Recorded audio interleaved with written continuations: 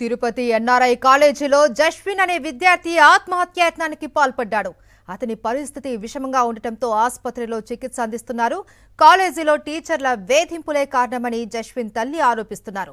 సరిగ్గా చదవవు, చచ్చిపో, కాలేజీకి ఒకరోజు సెలవైనా వస్తుంది అంటూ ఓ టీచర్ దారుణంగా తిట్టినందుకే జస్విన్ ఆత్మహత్యాయత్నం చేసుకున్నాడు అని ఆరోపించారు.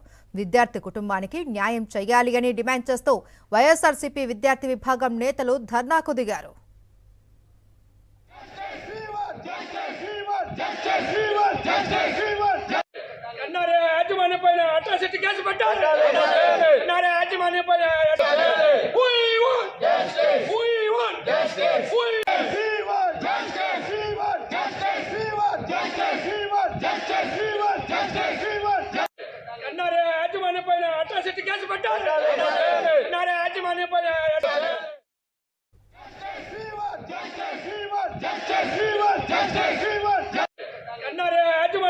అట్రాసిటీ కేసు పెట్టాలి.